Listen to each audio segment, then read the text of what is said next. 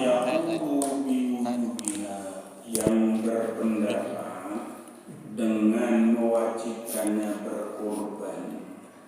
Jadi sebagian ulama ada yang mengatakan bahwa berkorban itu hukumnya wajib. Siapa itu ulama itu? Yaitu Imam Abu Hanifah, Imam Malik, dan Imam Ahmad. Imam Ahmad ini muridnya Imam Syafi'i. Imam Syafi'i ngaji kepada Imam Malik. Jadi ya, gurunya beda pendapatnya, muridnya juga beda. Kenapa katanya Imam Ahmad, Imam Abu Hanifah, Imam Malik mengatakan bahwa berkorban itu adalah wajib, wala'allahu yuridu fi kulli am, agar orang itu mau berkorban di setiap tahunnya. Dari mana Imam Abu Hanifah yang mengatakan bahwa berkorban itu wajib? Ini hadis Rasul dari Man kana lahu sa'atun, siapa orang yang punya keluasan rezeki, walam yudohi, dia kagak mau berkorban, kata Rasul fala yaqrabanna musallana, ini orang jangan dekat-dekat ke tempat sembahyang saya. Maka dari hadis ini Imam Abu Hanifah, Imam Malik, Imam Ahmad berpendapat bahwa hukum berkorban wajib. Kalau Imam Syafi'i berkorban itu sunnah. Dari mana? Inna bainakal fasal, maka sholatlah. Sholat dalam surah Al-Puasa itu adalah tafsirnya sholat Idul Adha. Karena sholat Idul Adha itu sunnah muakkad, maka berkorban juga menjadi sunnah muakkad. Amma pihak Rasulullah sallallahu alaihi wasallam faqad aujabaha Allah. Adapun bagi baginda Rasul sallallahu alaihi wasallam, berkorban itu hukumnya adalah wajib. Kalau Nabi Muhammad mah hukumnya wajib berkorban, maka tiap tahun Nabi itu korban. Annahu sallallahu alaihi wasallam doha bikabasyain, baginda Rasul itu merbanyak 2 ekor kambing kibas. Amlahaini, warnanya putih, senang dengan warna putih Rasul. Ya. Akoronaini, warnanya putih, 2 kambing kibas itu akoronaini, memiliki tanduk yang indah. Makanya kalau kita kambing lihat tanduknya cakep kok, jangan beli kambing yang tanduknya belum tumbuh, kurang indah dilihatnya. Akrona ini tanduknya itu indah. Fazabahahuma biyadihi, itu 2 ekor kambing kibas langsung disembelih dengan tangan Nabi sendiri. Makanya sunnah bagi yang berkorban itu menyembelih hewan kurbannya sendiri, jangan diwakilin ya. Kalau Pak RT mau korban, Pak RT langsung menyembelih, sunnah itu. Ya, Pak RT, ya Pak RT langsung menyembelih. Ya, minta doanya ntar sama Ustaz Azkar. Ya. Rasulullah itu ketika haji wada itu berkorban dengan 100 ekor unta. Itu haji wada terakhir itu. Ya, menjelang wafatnya baginda Rasul, beliau berkorban 100 ekor unta. 1 ekor unta kalau dikonversikan ke dalam rupiah itu 50 juta. Kali 100 berarti berapa tuh? 5 miliar. Nabi korban 5 miliar itu. Banyak. 100 ekor unta kali 50 juta berapa? 5 miliar. Ya. Yang disembelih langsung oleh Rasul 63 ekor. Langsung Rasul. Ya, kenapa? Ya, itu kata katanya kata ulama ya sesuai dengan usia beliau 63 tahun. Sisanya yang 37 itu disembelih oleh menantu beliau Sayyidina Ali. Kalau Nabi Ibrahim itu luar biasa korbannya. Nabi Ibrahim itu Pak korbannya 1000 ekor kambing, 300 ekor onta, 300 ekor sapi, 100 ekor onta. Berapa duit itu? Kalau dikonversikan 1000 ekor kambing kali 5 juta berapa miliar? Hah? 5 miliar. 5 miliar. 300 ekor sapi kali 25 jutanya berapa? 3 kali 5, 150, 15 miliar. 15 miliar. 15 miliar tambah 5 dan 15 miliar. Ditambah dengan 100 ekor onta 5 miliar berapa tuh? 17. Selama ini kemana? Nabi Ibrahim Pak korban itu. Ya. Sibuk. Kenapa begitu Pak? Apa banyak banget kenapa itu? Ya. Di sini ada hikmatun min tasriha wa syukrullahi ala ni'amil mutaqaddim. Jadi. Wujud dari rasa syukur seorang hamba kepada Tuhannya yang telah memberikan nikmat yang tak terhilang dalam swasta. Jadi korban itu wujud dari rasa syukur. Makanya kalau bisa kenali tiap tahun. Jangan korban itu ya cuma seumur itu sekali. Gua mau ada korban. Ini kok udah. Anak udah. Semuanya udah. Ya. Jadi yang korban itu adalah syukur untuk 5 tahun ini.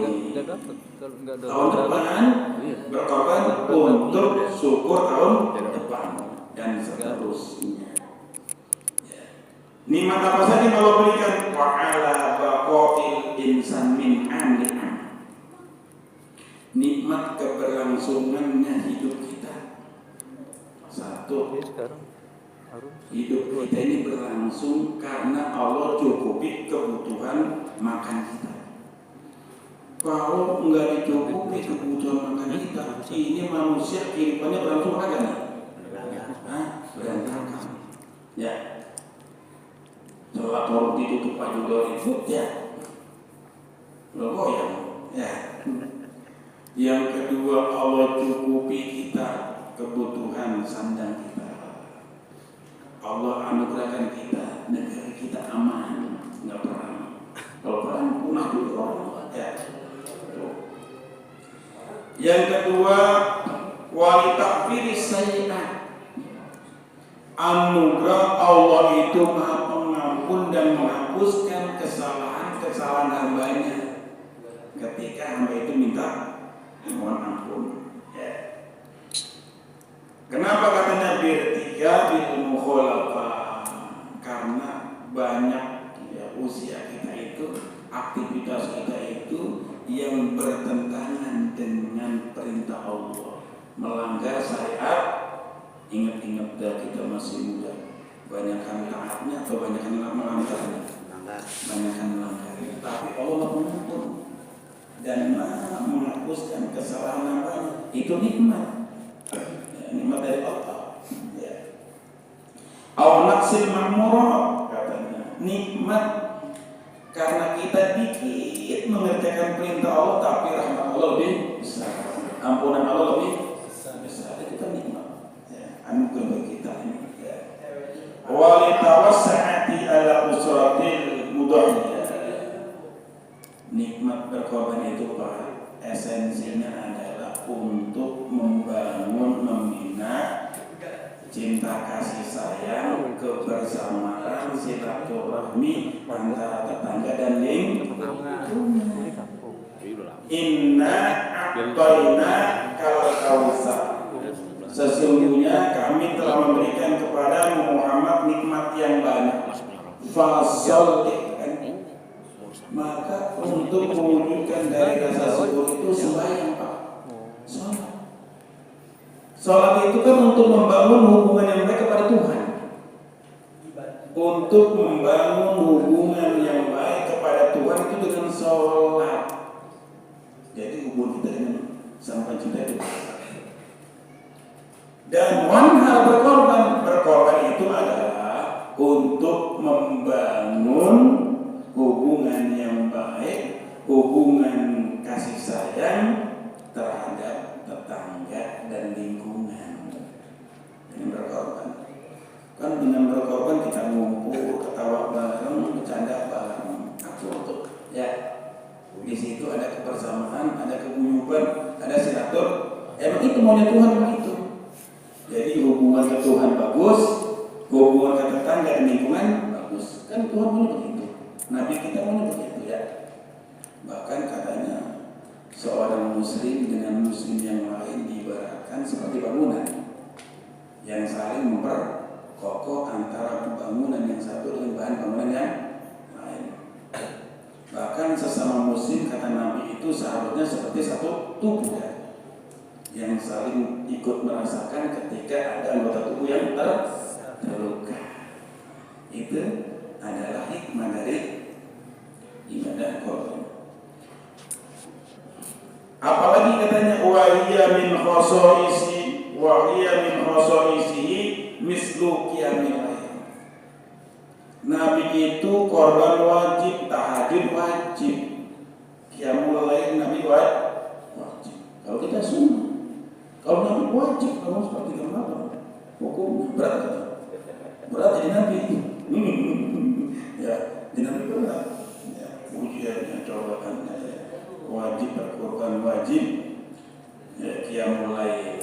Ya, wahiyya wajibatun bi haqqi sallallahu alaihi wasallam wa sunnatun bi haqqi ghairi. Tetapi bagi kita umatnya adalah disunnahkan berkorban di salat tahajudnya. Wal udhiyatu afdalu minas shadaqati. Berkorban itu lebih utama daripada sedekah. Lebih utama korban Pak daripada sedekah. Lau kana ma'asasin mablagha mi'ati riyalin, sekiranya katanya ada orang yang punya duit 100 real. Ada orang sini punya duit 100 real. 100 real enggak ada ya? Alhamdulillah. Enggak ada. Ya 1 real enggak ada. Jangan 100. Ya. Ada rupiah. Kalau ada orang punya duit 100 real, dikonversikan 1 real itu 4.500, berarti 4.500. Dia punya duit segitu tuh. Ya. Terus katanya, ya waqala turidunani astari biyahudiyatan aw atasaddaqu biha. Ini duit yang 4.500.000 baiknya saya sedekahi untuk yatim atau masjid, apa saya bikin kambing korban? Mana yang lebih utama? Maka yang lebih utama adalah katanya wa naqulu lahu al-afdalu an tastariya biyahudiyatan. Yang lebih utama itu adalah dibelikan kambing korban, hewan korban, itu yang lebih utama. Karena tidak ada amalan yang lebih Allah cintai di hari penyembelihan selain menumpahkan darah. Bahkan kalau Pak Wali mau korban bisa ya. Kalau kita belum mampu korban ya karena kesulitan ekonomi, maka kita dianjurkan sebagai pembelajaran kayak kata Imam Nawawi Al-Bantani itu menyembelih entok. Ya, entok sembelih 5 biji. Bawain saya selantang. Ya kan? Oblong. Dia sudah bawain. Ya. Entar itu tahun depan kaya dia. Ya, tahun depan insya Allah dia bisa korban. Ya Allah, saking pengennya itu korban begitu. Yang penting kan pengen dulu ya. Teman saya saking pengennya mau haji itu, tiap malam dia muter-muter tempat tidur ininya. Labbaik Allahumma labbaik la syarika lak labbaik innal hamda. Terus 7 kali muter sampai laki gua kali. Ya, tiap malam muterin balik. Muterin apa? Tempat tidur. Diputerin, saya nggak tahu. Saking pengen, ya. dan keinginan pun tercapai. Berangkat haji juga dia. Dia saya tanya amalannya apa itu? Amalannya buat tiap malam muterin tempat tidur di luar. Tempat tidur di luar tapi Pak Ustadz ya? Hah? Tidurnya di luar. Dia muterin saking pengennya. Bagi orang yang kagak mampu berkorban saking pengennya, ayo motong ayam kampung. Bagi tanda senang tak? Insya Allah tahun depan dia bisa berkorban. Tuh, begitu. Ya. Nanti ada yang ditanyakan akan ya satu lagi.